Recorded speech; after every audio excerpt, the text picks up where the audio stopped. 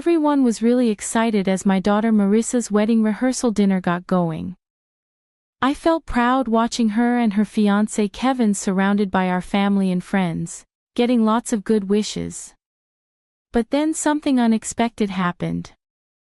Marissa spoke up, asking for everyone's attention. The room went quiet. My husband Ron and I looked at each other, confused. Marissa raised her glass. "I want to talk about something important," she said, looking right at me.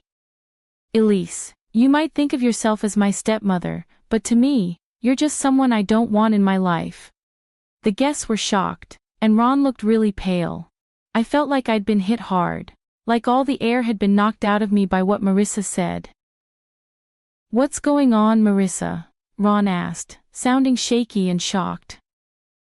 "Don't act like you don't know, Dad," Marissa said with a sneer. "You know that Elise has been trying to become a part of our family since the beginning. Well, I'm done pretending she's not my mom, because she never will be." Her words felt like a sharp knife stabbing into me. I looked at Marissa, hoping to see the loving girl I once knew, but all I saw was hatred. "Marissa, please, let's not do this now," I begged, my voice shaking with emotion. "Why not?" she snapped back. "This is my day, and I'll say whatever I want." Ron clenched his fists, trying to stay calm. "That's enough," he said firmly. "We're leaving." Marissa just smirked and turned away, leaving me to face the stares and whispers from the guests as we walked out. I could feel their judgmental eyes on me, wondering what I'd done to make my own stepdaughter hate me so much. Tears streamed down my face, and I realized everything had changed. In the car, Ron held the steering wheel so tight his knuckles turned white, his face filled with anger and sadness. "I don't understand what's wrong with her, Elise," he said, his voice strained, "but I won't let her hurt you like this." I just nodded, feeling overwhelmed as we drove away from what should have been a happy night, now ruined. I wondered what had happened to the sweet girl Marissa used to be, and what this meant for our family. It's hard to say when Marissa started hating me. Maybe it was when I married her dad and became her stepmom, or maybe it started even earlier, influenced by her mom Clara. "Don't worry, honey," Clara had told Marissa, running her fingers through her hair. "No one can take your real mom's place." Even then Clara's words made me feel uneasy, but I tried to ignore it. I wanted to build a good relationship with Marissa, my new stepdaughter. "I'm not here to take anyone's place," I told Marissa gently. "I just want us to be friends." She nodded, but her eyes showed no warmth or love. It felt like there was a barrier between us. Fueled by her mom's hurtful words at first, Marissa was polite but distant. But as time went on, her true feelings came out. "Why are you always trying to get involved in my life?" she snapped one evening when I asked about her weekend plans. Ron gave Marissa a disapproving look. "Marissa, don't talk to your mom like that," he said. "She's not my mom," Marissa yelled, her face full of anger. "And I'm tired of her pretending she is." Then she stormed off, leaving me hurt by her harsh words. Ron could only shake his head, looking disappointed and resigned. After that, Marissa's dislike for me was obvious. She'd roll her eyes when I came into a room and make mean comments quietly. If I offered help, she'd reject it rudely, like she couldn't stand being around me. "You're not fooling anyone with your fake kindness," she sneered one day when I asked if she wanted a ride to her friend's house. "Marissa, stop it," Ron said, getting frustrated, but she didn't listen. It was clear Clara encouraged Marissa's hatred toward me. Whenever we saw her, she'd smile sweetly, like she was happy we didn't get along. "I don't know what you've done to make my daughter hate you," she'd say with a fake smile, her eyes filled with mean intentions. "But I guess you'll have to deal with the consequences." And deal with them I did. Marissa's hatred kept growing like a wound that wouldn't heal, making our family life miserable every day. But I didn't realize then that her hurtful behavior was just the beginning of something much worse. Marissa became even more manipulative and mean after she quit college without a plan for her future. She seemed determined to cause trouble in our lives, using our anger to get money and create a chaos in our family. "Give me $5,000 or I'll tell everyone how terrible you've been as a stepmom," she said one day, trapping me in the kitchen. I was shocked. "Marissa, why are you saying this? I've tried my best to be good to you." "Forget it," she snapped. "Just give me the money and I'll leave you alone." I felt desperate as I realized how low she was willing to go. "I don't have that much money right now." "Then you better find it, unless you want everyone to know how bad you are." After that, it happened often. Marissa kept asking for more money, and her threats got worse each time I said no. Ron was stuck in the middle, trying to make both of us happy and wondering why his daughter was acting like this. "Please, just give her what she wants," he pleaded with me one night after another fight. "I can't handle all this arguing." But I knew that giving in would only make things worse. So even as Marissa's threats got scarier, I stuck to my decision. "You think you're so perfect with your job at the high school," she sneered. "Just wait until everyone sees who you really are." Her words scared me.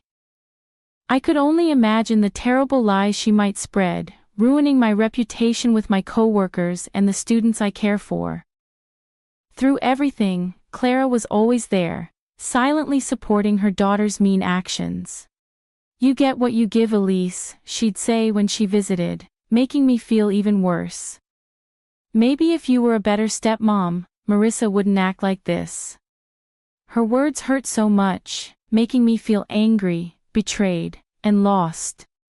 But in the middle of all this chaos, I started to feel determined. I couldn't just sit back and let Marissa and Clara keep hurting us. If Marissa wanted a fight, she'd get one. It was time to stand up for myself and my family. I needed to show everyone the truth about Marissa's cruelty, even if it meant doing things I never thought I could do. From then on, I promised myself I'd do whatever it took to keep my family safe, even if it meant doing things I never thought I'd have to do. As Marissa's wedding day got closer, she kept asking for more and treating me worse. It felt like she enjoyed making me suffer, testing how much I could take before I broke down. "I need $3,000 more for my dress alterations," she said one evening, not even saying hello as she came into the living room. Ron looked at me, begging me to give in, but I couldn't take it anymore. "No, Marissa, I've had enough," I said, feeling furious. "You ungrateful child. Your dad and I have done everything for you, and this is how you treat us." Marissa laughed, making me even angrier. "You're not fooling anyone, you're just a sad, insecure woman trying to buy your way into our family," she said. Her words hurt, but before I could say anything, she said one more thing. "You think the school wants someone like you?" Marissa said, her voice dripping with malice. "Just wait until they find out about your drinking problem." I felt sick to my stomach. Marissa was planning to ruin my career and reputation with lies. "Marissa, stop it!" Ron yelled, furious, but she just smirked, enjoying the mess she made. In that moment, something changed in me. I felt determined to stay strong against all the hurt and anger. "I'm done being a victim," I said, my voice firm and steady. "Leave and don't come back until you can act like a decent person." Marissa looked surprised by my defiance at first. But then she smirked and leaned in close. "You'll regret this," she whispered, her breath hot on my face. With those words, she stormed out, leaving a tense silence behind her. Ron looked at me, seeming lost. "I'm sorry, Elise. I don't know what's wrong with her," he said, rubbing his temples. But I knew this wasn't sudden. It was years of Clara's influence. As I thought about Marissa's threats, I felt determined. She thought she could ruin my life with lies, but she was wrong. If she wanted to fight, she'd get one, and I wouldn't play by her rules. Marissa's threats kept replaying in my head, making me more determined to expose her true self before it was too late. I knew I couldn't rely on Ron for help. His love for his daughter made him blind to her cruelty, so I had to handle this on my own. That's when Derek came into the picture. He used to be Marissa's boyfriend before she changed. We ran into each other at the grocery store and we started talking. Soon, everything started to make sense. "She's not who you think she is," Derek told me, looking regretful. "She lied to me about you and Ron." I felt really scared when he told me about all the bad things Marissa did. Marissa made up stories about me, saying I was trying to control their family and that Ron was mean to them. He believed her because she seemed so sure and angry, but he only realized she was lying after we broke up. As he talked, I started to see how sneaky Marissa really was. She made up lots of lies to make everyone think badly of me. Her mom, Clara, was the one behind it all, like she was controlling everything. Behind the scenes, Derek told me that Marissa's mom has been poisoning Marissa's thoughts about you from the very beginning. I realized, feeling sick to my stomach, she's been putting all these twisted ideas in her head like you were trying to replace her mom. Everything suddenly made sense. I had been the target of their mean plan all along, made out to be the bad person in their story. But Derek didn't stop there. He said Marissa's getting married for the wrong reasons, not because she loves Kevin, but because she wants his money and status. "Marissa doesn't really care about Kevin," Derek said with a laugh. "She's just using him to get what she wants. When she's got what she needs, she'll leave him and find someone else." His words shook me to my core.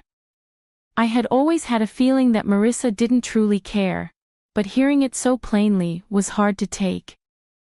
After Derek left, my head was spinning with everything he said. I've been letting Marissa and her mom control everything for too long, but now armed with the truth, I knew I had to do something. It was time to stand up to them, to show everyone what was really going on. No more pretending to be the victim, no more being scared of their lies. I was ready to fight back. On the day of Marissa's wedding, the air was tense as I watched her get ready. But I was determined. This was the day I would reveal the truth. "You look so pretty, my dear," Clara said sweetly, fixing Marissa's veil with a smile. "Just like a princess on her big day."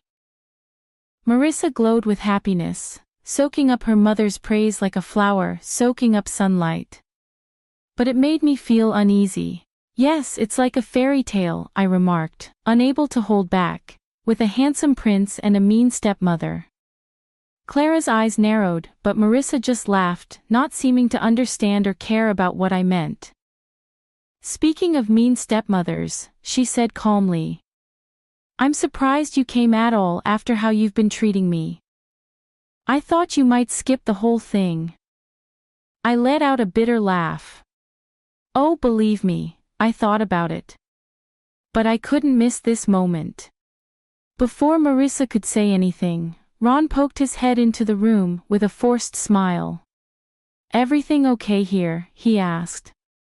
"Just fine, Dad," Marissa replied sweetly. "Alice and I were just chatting." Her tongue dripped with sarcasm, but Ron ignored it. "Well, it's almost time. You ready?" Marissa nodded eagerly, ready to make her entrance. As the music started and the doors opened, I took a deep breath, getting ready for what I had to do. The ceremony went by quickly, with vows that felt empty and fake. But when it came time for Kevin and Marissa to kiss, I knew I had to speak up. "Wait," I shouted, my voice echoing in the quiet chapel. "This wedding can't happen." Everyone gasped and looked at me. Marissa's face turned red with anger, her fists clenched. "What's going on?" she spat, furious. I took a deep breath and stared at Marissa firmly. "Marissa, What this means is that I can't stay quiet anymore while you keep lying and manipulating everyone around you." Clara looked pale, realizing what was happening. But I continued before she could interrupt. I showed them all the proof Derek had given me. Texts, emails, recordings that showed Marissa's lies for years. "You've been spreading lies and turning people against me, pretending to be the innocent one," I said firmly. "But not anymore, it's time for the truth." I showed everyone the evidence, explaining how Marissa had been deceitful and selfish. The chapel fell silent, Marissa's calm facade cracked, and she looked furious and shocked. You're lying," she yelled, reaching out towards me. "How dare you ruin my special day?" But it was too late. The truth was out for everyone to see as Kevin's family reacted with shock and dismay. It was clear that Marissa's deceit was unraveling before everyone's eyes. She stood exposed, no longer able to maintain her facade. Despite her past actions, I couldn't help but feel a mix of pity and satisfaction seeing her downfall. The truth had been revealed and I had won. Not through trickery, but by exposing the darkness hidden beneath Marissa's lies. The aftermath was chaotic, like a bomb had gone off in the room. The silence was quickly replaced by shouts and gasps as people reacted to the truth. "How could you, Marissa?" someone yelled, their anger palpable. "This was supposed to be my special day." "Your special day was built on lies," I retorted firmly. "You can't deceive people forever." Marissa looked ready to argue, but Kevin stepped forward, his eyes filled with hurt and disbelief. "Is it true?" he asked, his voice trembling. "Were you just using me?" For a moment there was silence as everyone waited for Marissa's response. I almost felt a twinge of sympathy for her, almost. But then she put on that fake smile, and I saw the cold, calculating look in her eyes. "No, of course not, darling," she said, reaching out to touch Kevin's face. "You know I love you so much. Eli is just trying to cause trouble, like she always does." I clenched my fists, trying to control my anger. Didn't she realize that her lies were exposed? Apparently not, as she turned her angry gaze back to me. "This is all your fault," she snapped, pointing accusingly at me. "If you hadn't interfered, none of this would be happening." "Stop! Stop!" Ron's voice boomed, cutting through the tension. We all turned to see him, his face red with anger and embarrassment. "I can't believe what I'm hearing," he said, shaking his head. "My own daughter lying and manipulating everyone for her own selfish reasons." Marissa was silent, unable to respond. For once, she seemed speechless in the face of her father's disappointment. "I don't even recognize you anymore," Ron said, his voice heavy with sadness. "The girl I raised, the one who was kind and loving, she's gone, isn't she?" A heavy silence filled the room as we all absorbed the weight of Ron's words. It wasn't just Marissa who felt the impact, but Clara too. They exchanged a tense look, a silent struggle passing between them. Finally Clara broke the silence. "Well," she demanded, her eyes fixed on her daughter. "Aren't you going to speak up, defend yourself?"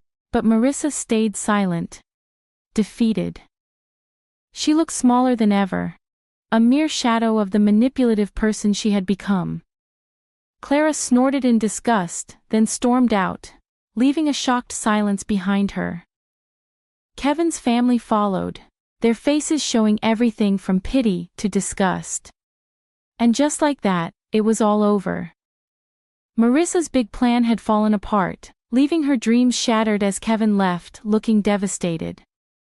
I felt sorry for him, he was just another victim of Marissa's games.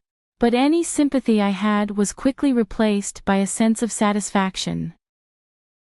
The truth was out, and Marissa had brought it all on herself. There would be no more lies or manipulation, only the consequences of her actions. In the days after the failed wedding, Chaos erupted as news of Marissa's lies spread rapidly. She found herself shunned by the very community she had once hoped to impress. I'll never forget the sight of her at her mother's door, begging for help after her plans fell apart. "Please, Mom," she cried, tears in her eyes. "I need your help. I have nowhere else to go." But Clara looked at her with a mix of disgust and pity. "Help you?" she scoffed. "After what you've done? After embarrassing our family?" Marissa flinched as if she had been slapped. But you're my mom. You're supposed to support me no matter what." "Support you?" Clara shook her head sadly. "You don't understand, do you? There's no support left. You've pushed away everyone who cared about you with your selfishness and lies." Her words hit Marissa hard, like a punch to the gut. I could see the realization dawning on her face, the weight of her loneliness settling in. You don't mean that?" Marissa whispered, her hand shaking as she reached out. But Clara stepped away, her face now cold and distant. "I don't recognize you anymore," she said firmly. "The daughter I knew wouldn't have done what you did. You made your choices, Marissa. Now you have to face the consequences." With those final words, Clara turned and walked back inside, leaving Marissa alone on the doorstep, utterly broken. In the weeks that followed, I saw Marissa's once proud demeanor crumble under the weight of her own actions. The places she used to frequent, fancy bars and high-end stores, now treated her with scorn. Whispers followed her wherever she went, even her friends deserted her, not wanting to be linked with her disgrace. Through it all, Ron and I stayed strong, our bond growing stronger as Marissa's world fell apart. "I'm sorry it had to end like this," Ron said quietly one evening as we watched Marissa walk by, looking defeated. "But you were right. She did this to herself." I didn't say anything, just squeezed his hand gently. Words felt insufficient in the face of such a painful situation. As things settled down and our community began to recover from Marissa's lies, Ron and I received an outpouring of support and gratitude. The families we had helped, the students I had taught. They all came together to thank us for standing up against the manipulation and lies that had threatened to tear us apart. In those moments of connection, witnessing human kindness and resilience, I found a newfound peace and purpose that I had been missing during Marissa's tumultuous reign. She tried to tear me down, but it was her own selfishness that led to her downfall, revealing the emptiness beneath her facade. Ron and I would move forward stronger from the experience. If our story could encourage others to stand against manipulation and embrace honesty, then perhaps something positive could come from Marissa.